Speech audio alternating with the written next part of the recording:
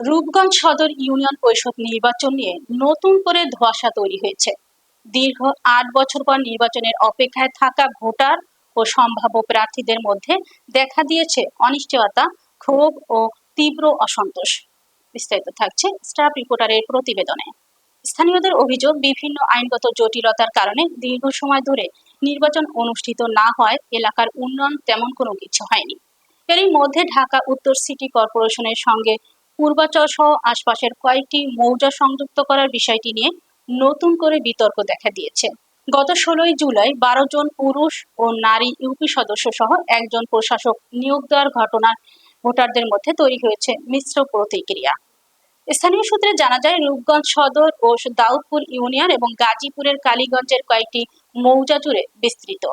Voter তালিকা হালনাগাদকে কেন্দ্র করে উচ্চ আদালতে মামলা হওয়ায় দীর্ঘ সময় ইউনিয়ন পরিষদ নির্বাচন অনুষ্ঠিত হয়নি।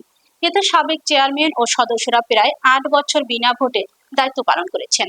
প্রশাসক নিয়োগের পর সম্ভাব্য প্রার্থী ও স্থানীয় রাজনৈতিক নেতাকর্মীদের মধ্যে নতুন করে আশঙ্কা তৈরি হয়েছে।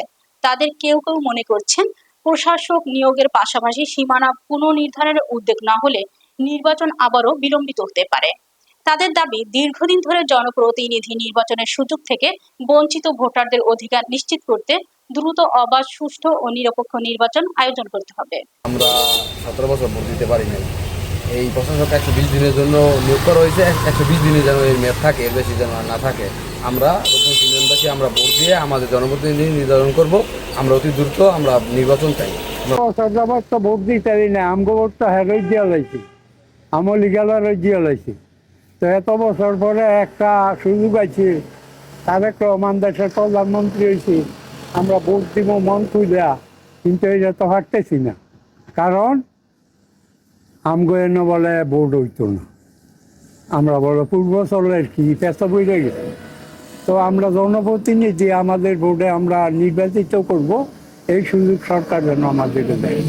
নতুন শহর প্রকল্পের পর বিগত 17 বছর শেখ হাসিনার আমলে রূপগঞ্জ ইউনিয়নে কোনো নির্বাচন ভোটের মাধ্যমে, প্রকৃত ভোটের মাধ্যমে নির্বাচন হয়নি। এখন আমরা নিজেরা ভোট দিয়া মেম্বার চেয়ারম্যান বানামো। এই পর্যন্ত আমরা কোনো ভোট দিতে পারি নাই 17 বছর, মানে আমরা নিজের হাতে ভোট দিয়া চাই চেয়ারম্যান বানাইতে। আমাদের স্থানীয় সরকার মন্ত্রণালয় মাননীয় প্রতিমন্ত্রী মহোদয় বলেছেন যে সঠিক সময়ে বাংলাদেশের সকল স্থানীয় ইলেকশনগুলো হবে এবং এই ইলেকশনের ডেটগুলো নির্ধারণ করে থাকেন আমাদের মন্ত্রণালয়, একই সাথে ইলেকশন কমিশন। আমরা লোকাল যারা অ্যাডমিনিস্ট্রেশন রয়েছে, আমরা শুধুমাত্র মিনিস্ট্রি কিংবা ইলেকশন কমিশনের যে নির্দেশনা সেটিকে এক্সিকিউট করি, বাট পলিসি লেভেলের সিদ্ধান্ত এটি মন্ত্রণালয় কিংবা ইলেকশন কমিশনের সিদ্ধান্তের বিষয় এবং এই ডিসিশনগুলো মিনিস্ট্রি কিংবা পলিসি লেভেলে এই সিদ্ধান্তগুলো আসে।